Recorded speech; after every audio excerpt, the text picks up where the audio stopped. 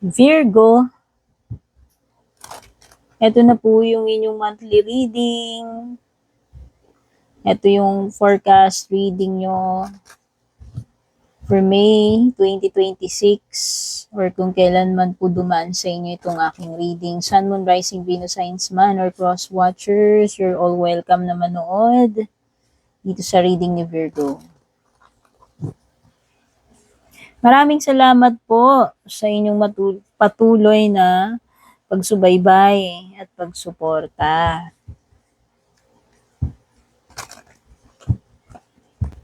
Bago man po kayo dito or matagal na. First card mo, Virgo, is community. Community.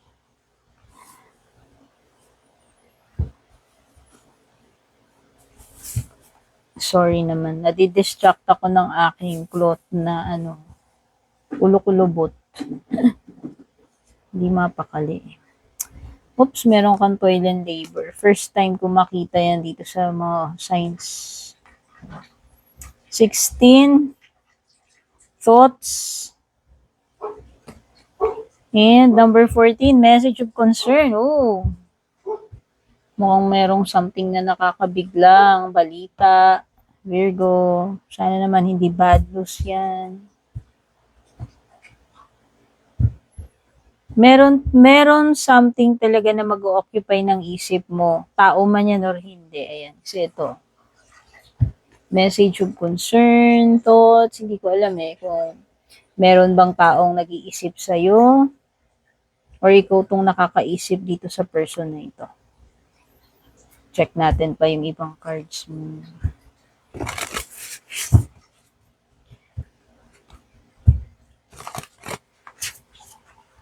Community, yan yung mga taong nakapalibot sa'yo. Usually, yan yung mga tao na nandyan para suportahan ka. No? Pwede rin naman yan yung literal na community like yung neighborhood ninyo, yan yung mga neighbors ninyo, kapitbahay mo or ano ba yan? Online community ba yan? Pwede rin naman. No? Yung mga groups,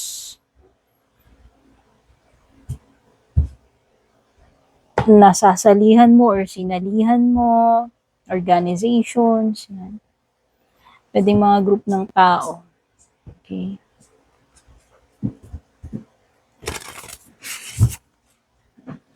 Etong toil and labor, ito yung mga bagay na nakakapagod.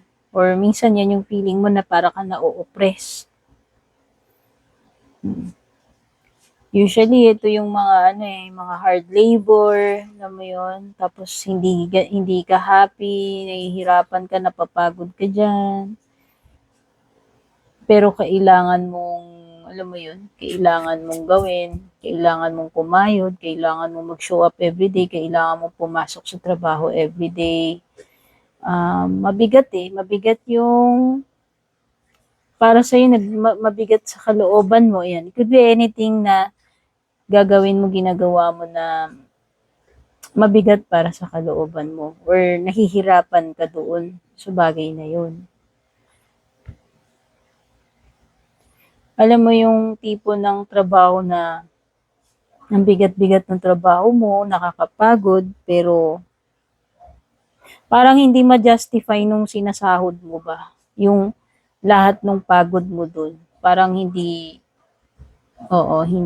makatarungan or hindi worth it, alam mo yun. Kaya nga parang ang bigat sa kalooban mo na gawin mo na parang magtiyaga ka, magtiis ka doon araw-araw. Kaya lang minsan wala kang choice no? Pwede yun yung card na yun It could be na itong May, merong mga bagay na for sure magiging nakakapagod sa'yo. Nakakaumay na nakakapagod, pero alam mo yun, i-continue mo pa rin siya kasi wala ka namang choice. No? And merong mga bagay or tao na yun nga yung sinasabi ko, yung mag-occupy ng thoughts mo. It could be mga isipin. It could be someone na laging sumasagi sa isip mo. It could be someone or something na laging sumasagi sa isip mo. It could be mga bagong ideas din naman, hindi lang naman siya ganun lang din. Pwede ring mga bagong idea yan, or parang mga creative spark, no? Kasi parang dito, merong mga brushes, portrait, parang photographic memory kung titignan mo yan. Kasi na-drawing niya yung person na yun, na nandoon sa canvas. 'Di ba? Nang gamit yung kanyang memory or imagination. Yung isip niya lang ba? Okay? It could be na fantasizing, thinking about someone, no? Pwede rin. Kumbaga may mga nai-imagine ka and binibigyan mo ng kulay or buhay yun through dun sa artwork na ginagawa mo eh. Pwedeng yung iba sa inyo, magaling kayo sigurong mag-paint, mag-sketch, mag-draw, di ba? Or pwedeng nandun kayo sa creative side, no? Or very sharp yung memory ninyo about something na naaalala ninyo yun. Complete details, di ba? Photographic memory nga yung sinasabi ko. Kasi mahirap mag-drawing ng ganun eh. Yung gamit mo lang yung memory nyo, try nyo. Ewan ko kung na-try nyo. Ako nga, nagdo-drawing ako, may picture dyan eh. Siyempre, hindi naman ako professional, hindi naman ako magaling. Hirap pa nga ako. Lalo na wala kang guide, kundi yung memory lang yung ginagamit mo. Ng isang bagay na realistic or isang person, di ba? Kasi object, pwede ka namang mag-sketch, mag-drawing, mag-paint ng object na hindi specific particular eh. Pero yung particular person, di ba, yung imagine mo lahat ng details ng mukha nun para lang ma-capture mo yun sa mind mo and may transfer mo dun sa artwork mo. Di ba, mahirap yun? Kaya kanya-kanyang gifted di ba? Yung iba gifted sa music, iba gifted sa dancing. Message of concern, ito yung nakakabahala or nakakabigla in an unpleasant way. Virgo. So mukhang may marireceive kang telegram, email, message, balita, information na maaaring ikabigla mo. Okay? Kung ano man yan. By the way, if you're new, please don't forget to subscribe or follow sa aking channel or page and patap na rin po yung bell icon dyan. Kung gusto nyo mag-avail po ng exclusive perk sa akin, the only way is mag-avail po kayo ng subscription sa aking FB page. Nag-iisa lamang po ang Purple Teen Official FB page, Meta Verified, may check sa dulo. Mag-ingat sa mga scammers na gumagaya sa page ko. Huwag kayong mag-entertain ng mga Purple Teen na peke na nag-a-add friend or nag-chat, nagme-message. Never ko pong gagawin yon. Kaya ako mag-inquire po kayo po mismo ang magsadya, mag-PM sa official page ko. Dalawa yung aking FB page, Purple Teen, Meta Verified, tsaka Teen Arcana rin na Meta Verified. Kaya po nga pag walang check, hindi ako yun, mga impostor yun, ha? Kahit sa platform kayo pumunta, merong mga scammers. Okay? Yung mga taong ayaw magtrabaho, gusto nila magnanakaw na lang sila ng content or identity ng iba. Di ba? Maraming ganun. Community, yung iba dito, baka mag-join kayo sa isang group or community.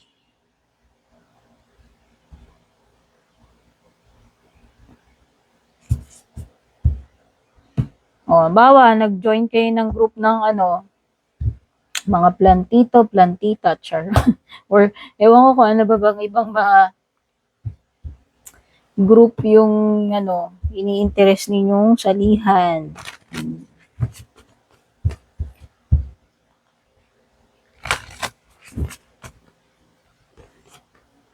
Ay, ito pa pala bubuksan yan. Decision and listen.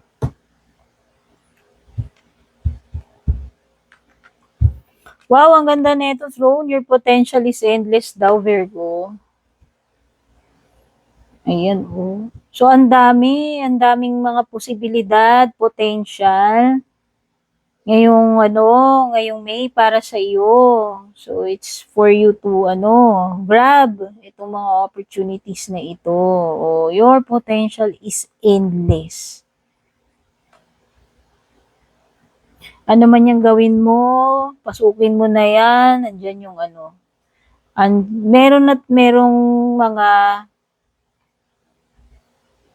magagandang bagay na naghihintay sa'yo or pwedeng nakapila or iba pang paparating sa'yo, di ba? Shark is swim away from this situation. Oops. Parang warning to.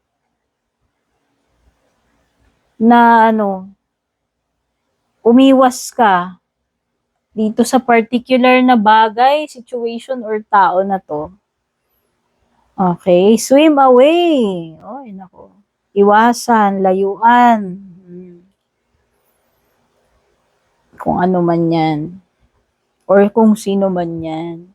Power, unplug and relax. Take a break. Alam mo yun, magbakasyon. Mag-self-care. Or maglaylo ka muna. Ano ba tong bagay na to na dapat tantanan mo muna. No? Tigil-tigilan mo muna yan. Mag-ano ka muna, mag-unwind, mag-detoxify, mag-detach ka muna siguro sa from your very toxic and busy routine. Para naman, alam mo yon, ma-recharge yung mga energies mo.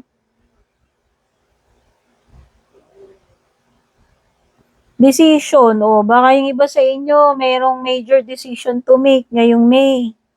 Sometimes the best decision is no decision at all. Okay. It could be na merong isang bagay na pinag-iisipan mo or importante na pwedeng gagawa ka ng major decision dyan. Or pwede rin wala ka namang gagawin at all. Ayan o. So instead, pwedeng iba sa inyo, instead na mag-decide kayo, pwedeng hindi eh. Pwedeng ipagbaliban ninyo yung pagde-decide. Pwede rin naman, no? Listen card. People start to heal the moment they feel heard. This card is talking about opening up or listening to someone kung kaya mo namang mag-lend ng ears. Minsan ang kailangan lang natin is someone na makikinig sa atin. 'Di ba? Minsan kailangan lang natin yung person na mapagsasabihan natin. Someone na makikinig, maintindihan man tayo, hindi na importante. Basta importante lang yung meron tayong mapagsabihan. Pero mas maganda kung yung person na yon is makikinig and at the same time, nauunawan ka rin niya. Okay? Kasi sabi dito, yung pag-open up, pakikipag-communicate, pagsasabi is nakakatulong sa iyong healing or makapag-release ng stress mo, frustration mo, or sadness mo, 'di ba?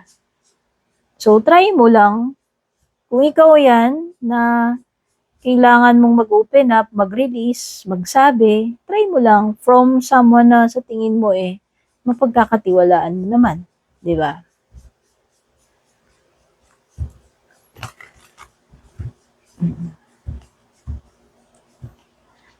Or meron ding magsasabi kasi sa'yo, alam mo yung merong something na nakakabigla dito. Baka nga kasi meron kang kakilala, kaibigan, or kung sino man to na maaaring biglang magsabi sa'yo ng isang balita, information, sabi ko nga maaaring kakabigla mo, alam mo yun. Yeah, kasi tingnan mo naman, pagka-receive nitong babae ng message, nakapahawak siya sa dibdib niya. 'Di ba? Yung reaction ba? Tingnan mo yung expression ng babae. So, para sa akin, it's ewan ko, nakakabigla kung ano man yan. Siguro hindi mo in-expect na mag-o-open up sa'yo yan kasi may pag-o-open up, may pakikinig, no? O ikaw man yung mag-o-open up o yung person na yun yung magsasabi sa'yo, hindi ko alam kung sino man yan. You have Wheel of Fortune reversed. Three of Wands reversed. Queen of Wands reversed. High Priestess reversed. Dami namang reversed. Seven of Pentacles. Eight of Swords. At saka sa bottom, meron ka ditong Ace of Pentacles.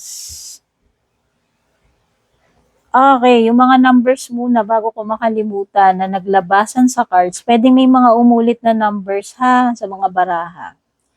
39, 38, number 16, 14, 45, 35, number 3, number 10, number 3, number 2, 7, 8, tsaka number 1.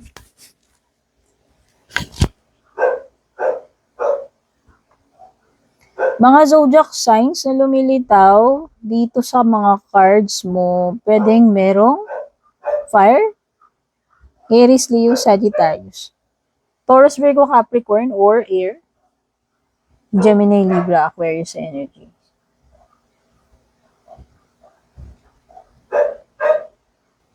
Kung meron mang situation dito wherein Virgo na feeling mo delikado, situation man yan or person na, swim away from this situation or person. Yun yung sinasabi nito. And then, nakikita ko additional dito sa card number 45 mo, kanina,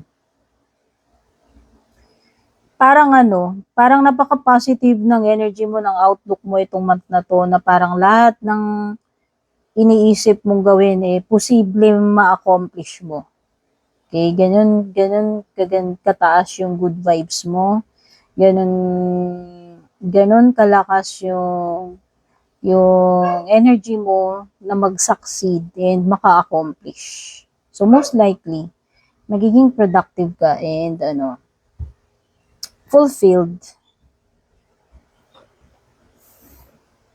Okay, merong kang reversed Wheel of Fortune dito. If ever na nag-expect ka ng mga changes, Virgo, mukhang this month, pwedeng hindi pa rin mag-improve or mag-change yung situation mo. Okay?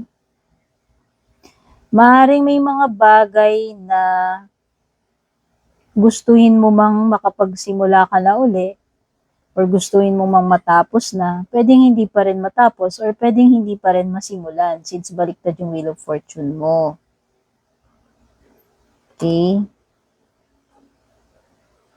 Nakakakita rin naman ako ng ending dito. Hindi ko alam. Ending with the... sorry, this is Eight of Swords pala. Correction. Eight of Swords is pagiging, stuck in a situation, where you feel like parang wala kang magawa. Hindi ka makaalis. Kasi nga yan, siguro hindi ka makaalis kasi wala pang changes. Alam mo yun. So, feeling ko lang, yun, isa pa pala. Wala pang improvement dun sa kalagayan mo kasi hanggang ngayon, or etong month ng May, pwedeng hindi ka pa rin makaalis dun sa kinalalagyan mo na yun Kaya nga wala pa rin magandang change, no? So sa tingin ko, kailangan mong maka-break free dito. Sa Eight of Swords. Kasi, hanggat hindi ka nakakaalis dito, wala talagang mangyayaring improvement or magandang pagbabago dyan. Tingin ko may kinalaman sa lugar kasi kanina lumitaw na rin sa job mo yan, di ba? Parang, alam mo yun, yung parang pakiramdam mo araw-araw, ang bigat na ng loob mong pumasok pero wala ka namang choice. Kasi parang hindi ka naman masaya dyan, nahihirapan ka dyan, araw-araw, kailangan mo pa rin gawin yan. So parang, para sa akin, parang there's something na kailangan gawin para ma-break mo yung cycle na yun Kung paulit-ulit man na yun, or matagal ka nang nagsasuffer sa gano'n, nagtitiis, di ba? Nagtitiis ka na lang ng matagal na kahit na sabi ko nga, nauumay ka na, napapagod ka na, nawawalan ka na ng gana doon. So, sa tingin ko lang, you need to find a way. Maka-figure out ka ng way na makaalis ka dito sa Eight of Swords situation para magkaroon na rin ng magandang pagbabago sa buhay mo or dyan sa kalagayan mo na yan. By the way, sa bottom ng deck mo, you have the Ace of Pentacles, no? Pwedeng this is good news or an opportunity, a potential, especially sa pera. Virgo, ngayong month ng May. So, be prepared sa kung whatever man na darating sa iyo ng opportunity or potential. Okay? Kasi si Ace of Pentacles is potential pa lamang. No? Catch mo, kumbaga, sana hindi mo mapalagpas and makatch mo yung opportunity na yan and potential na yan with the Ace of Pentacles.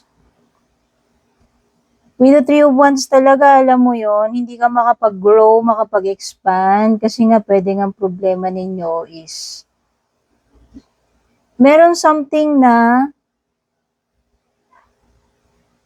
limitado sa inyo with the Eight of Swords. Kaya nga siguro hindi ka makapag-expand, makapag-grow, or makapagsimula sa kung ano man itong gusto mong simulan. Pwede nga iba, baka mamaya sa pera related yan. Pwede rin namang iba hindi, no?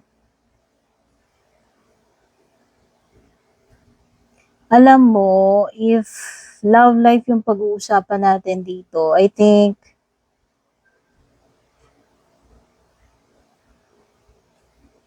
wala nang attraction or walang attraction to begin with itong person na to sa'yo. Pwedeng nung umpisa pa lang, hindi naman na talaga siya ganun ka-attracted sa'yo. Or pwedeng meron ditong nung una, parang interesado, tas bigla na lang nawalan ng gana, alam mo yon dito sa relationship. This is something na hindi na magdi-develop, by the way. Oo. Parang, alam mo yung relationship na hindi na nag-continue pa. Yun yung nafe-feel ko dyan Pwede nga iba sa inyo kung naghihintay kayo na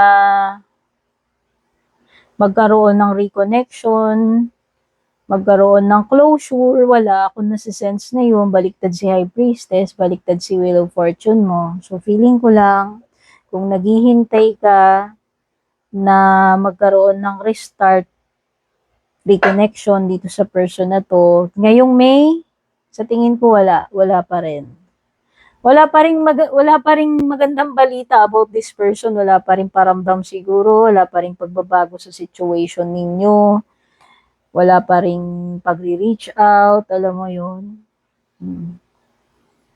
Nakikita ko kasi silent treatment pa rin until May So, nandito ka, pwedeng maghihintay ka pa rin, for some of you maghihintay.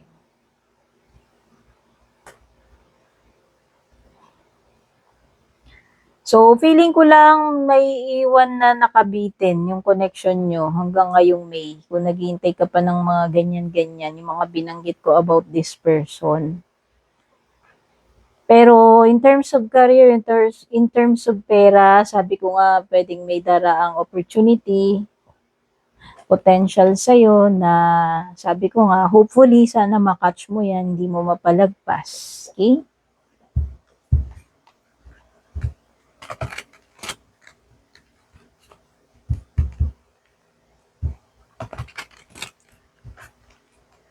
Ang closing message for you, Virgo, is friendship. Friendship. Spend time with your closest friends and share joy. O, diba sabi ko nga kanina, may dalawang mag-bestie na nag-coffee date and nagkwekwentuhan or nag-open up sa isa't isa, kamustahan, sabihan ng mga siguro, bali-balita, chika-chika, or problema. Hingahan ba? Di ba sabi ko nga kanina, meron something dito na parang makakatulong kung magsasabi ka or magsasabi siya sa'yo. Okay? So, feeling ko lang ito yun. Lumitaw din kasi yung friendship card din. Spend time with your closest friends. Ito yun, yung community. Kasi itong community, hindi lang naman itong mga kapitbahay mo, grupo. Pwede rin itong mga taong, actually, pwedeng relative, family, mga kaibigan, di ba? Mag-spend time ka daw with your closest friends. I-share mo yung iyong joy, laughter, lightness of energy. Laugh at your troubles until they melt away and you feel light and at ease while surrounded by those who love you. Diba? Sabi ko nga, these people that surround you and they support you doesn't not necessarily mean na family, always family. Kasi nga, di ba sabi ko dito, minsan kailangan lang natin ng mapaghihingan, mapagsasabihan para gumaan yung pakiramdam natin. And mag-heal. Ayun din yung sinasabi rito eh. Dito kasi sa closing message mo, yun, maki-hangout ka, makiband ka dito sa mga tao na to, friends, or kung sino man itong mga tao na to, na pwede mong, i-share yung laughter mo, lightness of energy, gagaan yung pakiramdam mo. Oo. With friends, you can share all that is on your mind and an assurance of kindness and love. Affirmation, I laugh away my troubles.